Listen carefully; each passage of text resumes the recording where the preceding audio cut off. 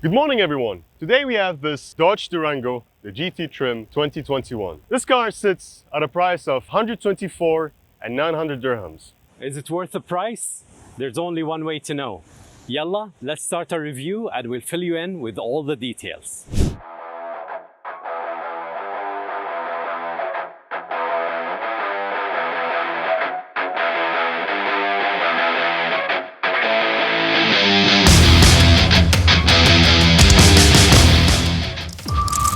There isn't a lot of things that changed with the car, except a few things, like maybe just one or two or three stuff. That's it. Let's start with the first one, the lights. If you look at the last year's model, it was very plain, very basic. Of course, you had the LED in the middle, but you didn't have the stripes on the top and at the bottom. This kind of gave it a cool look, let's say, a meaner look when you look at it at night or in the morning. Just, it gives you that really aggressive look.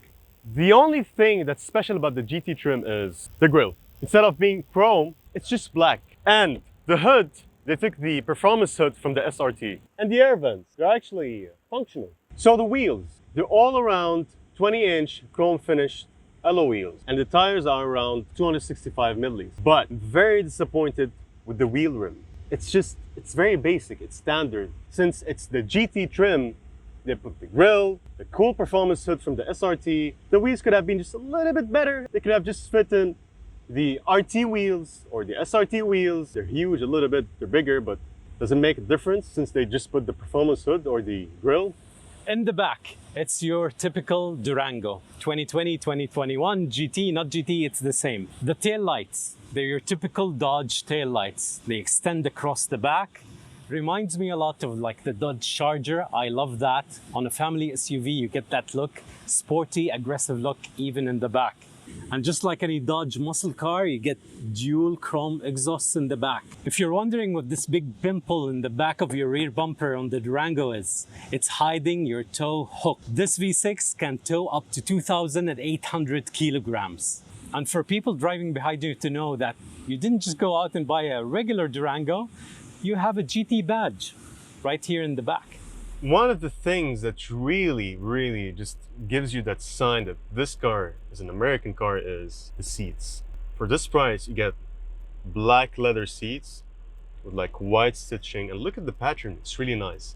One more thing, where you sit, just so comfortable, just relax, just such an American vibe. Gives you that really long distance comfort. I mean, if you're gonna go for really long roads, long trips, just gonna sit here, put your hands here on the center console. If you're like a boss, you know, you're just riding a really high, big SUV, and it's American. It's a big American muscle SUV, let's say.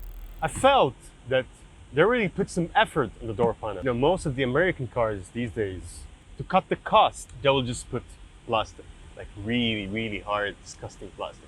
But this one here is actually really good. The panel over here, it's not like just plastic. The plastic is underneath, but they covered it with like really good leather. It's not like hard, it's a little bit smooth. And here, of course, it's really nice black leather with like the white stitching. Also, the steering wheel is covered with leather. It has like sporty feel when you grip on it. I love the handling of it. It gives you more, what do they call it? Like confidence driving such a big car at high speeds. And it's also relaxing for those long road trips. Behind the steering wheel, like any FCA car, you get the buttons controls for the audio system. I don't really like them behind the steering wheel, but I think once you get used to them, they're really easy to use. And of course, we get pedal shifters, and they're metal, which I love that they put the effort to make them metal pedal shifters and not plastic. In front here, we have your basic cruise control, nothing fancy here, no adaptive. And on the other side, you have the simple like Bluetooth controls and the arrows to control all the information you get on the instrument cluster, because we have a big screen in the middle. And what I like about it, that it has this rounded frame on it, so it looks more sporty, especially when you put like the speed dial in the middle. So I like it, but it's exactly the same one we had in the previous model. I think the best upgrade the car got on the interior, or the only one I guess, is the infotainment screen. It's a brand new screen, 8.4 inches, HD screen, and I gotta tell you, it's much smoother than the old one. Although we still have this like sorts of a fade in, fade out animation happening when you're moving, but much quicker. So good job, Dodge, on changing the screen. At least now I feel I'm in a brand new 2021 car, especially that I have my navigation, I have my Bluetooth, and I have my Apple CarPlay wirelessly as well. And it does support Android Auto. And one more thing that I really like about the screen, that from here you can fold the headrests of the third row seats directly if they're blocking your view in the rear view mirror. No need to go down or let anyone touch them or manually put them down. You just press that button, boom, they fold down. Then you have a rear view camera. Of course, you don't have a 360 camera, but still, this is more than enough. And you have the lens that just moves. And you have basic buttons over here. You have parking sensor, the traction, the eco mode, sport mode, and I don't know how we call this. Maybe it's called the auto engine turn off, whatever it's called, but I never use it, especially in the UAE, because here the fuel is very cheap. As you can see, the center console is very nice. So you have the leather here, the black leather with the white stitching. It's very classy, it's very nice. And it goes all the way through the pattern, as you saw before with Anas, the dashboard too. And there's the carbon fiber here. Like, I don't know if it's fake, if it's true. Maybe it's true, maybe it's fake. I don't know, it's just carbon fiber. It looks cool, you know? Anyways, so you have the two cup holders if you're a guy who likes to smoke. And here, the storage. It's a double tap. You can open the first one. Here you can put your wallet, whatever you want. And then if you have bigger stuff, you can put it over here, down. And you have a 12-volt port. And yeah, you have a very small, cute light over there that can just lit up if it's really dark. One of the things that I really, really like about any car is the sunroof. It has a power sunroof. Let me show you. You pull the window manually here, and you just press the button over here, and it goes. In any SUVs with 3 rows, you always have this cable strap, I don't know how they call it, and some cars have a button for it that you just press it and the whole seat folds. But here, you just pull this red strap, first time, and second time, and you just pick yourself up, go to the back, and you come here, put it off, and yeah, I'm not happy here. It's very tight. My legs are very tight. Like, I'm not a tall guy, I'm neither big, and I feel like, I don't know, maybe because I'm claustrophobic, maybe, but I just really feel that it's really tight. It's getting hot here, and no, this just is made for kids. On the other hand, unlike the third row seats, here for adults, the space you can see in front of me, legroom, headroom, more than enough, more than enough. And I have to mention, the quality of materials here on the door and the back are equal to the things we had in the front. We have the leather stitched in white. We have this carbon fiber looking plastic thing, and we have some rubber covering the door instead of hard plastic. The rear passengers get USB charging ports, heated seats only, again, no cooling, and we have AC vents, 2 here on the bottom and the front, which are connected to the AC in the front of the cabin, and you have 2 on the ceiling, which are connected to a third zone that you can control from these controls directly on the ceiling of the car. Anyways, let's come back to the car. Press of a button, goes up like any new SUV. As you can see, space is really big over here. You have a lot of space, especially when you fold down the seats, as Anna's is going to show you right now. You have an underneath storage over here. And if you're wondering where's the spare tires, it's just underneath the car. And lastly, you have a 12-port. I don't know who's going to use it, but sure. And one more thing too. And if you needed more storage, easily you can just pull these handles, drop the third row seats like so, and you have a huge space in the back. And to protect anything you put here in the back from the sun, you have cargo cover, which fits in 2 places. Fadi, can I show them something? Thank you. So this is the cargo cover. It fits in these 2 points behind the third row seats. And when you fold the third row seats, it has another 2 points. And because those 2 points that are a wider place in the body of the car, easily you just extend the cargo cover like so and fit it there, so you can protect everything you're storing here in the back.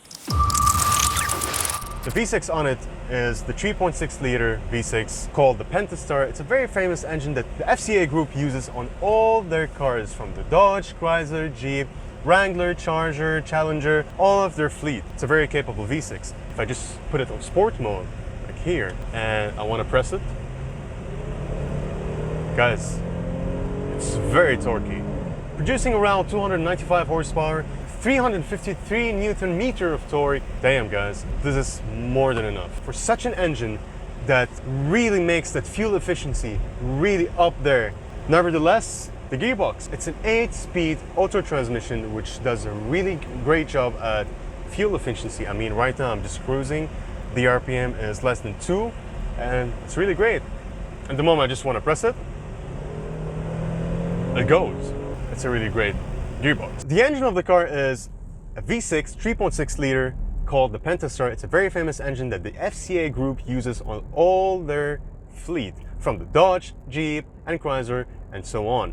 So now all this power goes to an 8-speed auto transmission which really does a really good job on fuel efficiency, and whenever you want to push it, you just put the sport mode and you go. Honestly, not bad for a V6. This engine produces around 295 horsepower and 353 Newton meter of torque, which is more than enough. Now, the blind spot. You will think that since it's a huge and big car, the visibility around the car would be really bad. Well, guess what?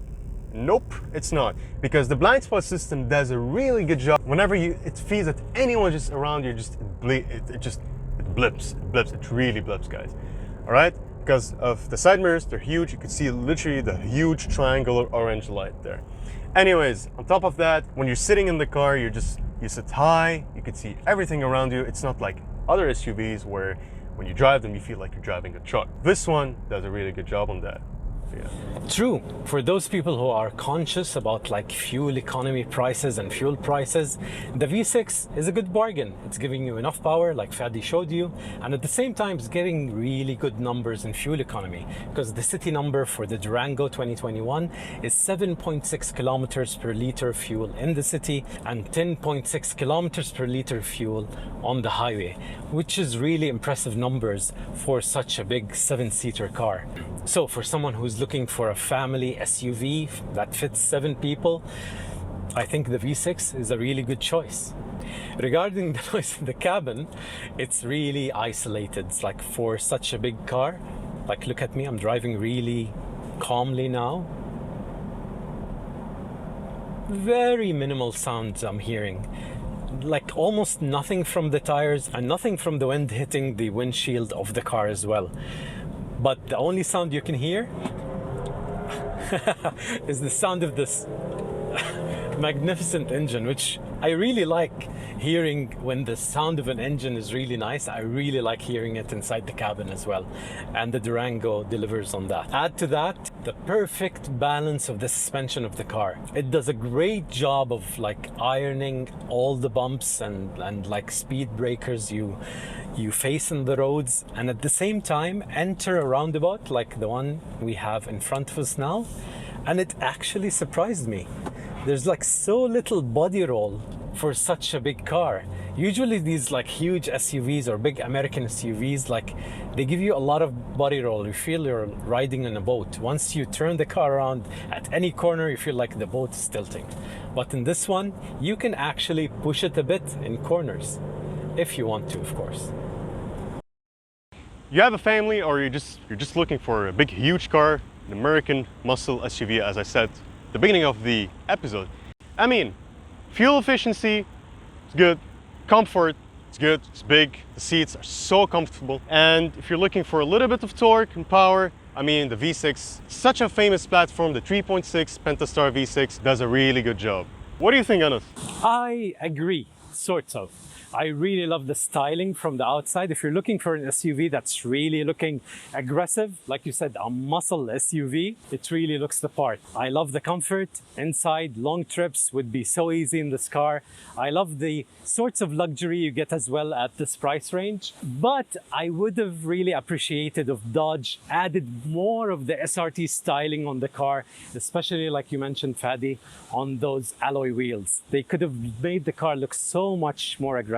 I think they're going to be the first thing I would change on that car if I buy one. But brilliant 7-seater SUV, looking super aggressive from Dodge. Hope you guys really enjoyed this video, the Durango and everything.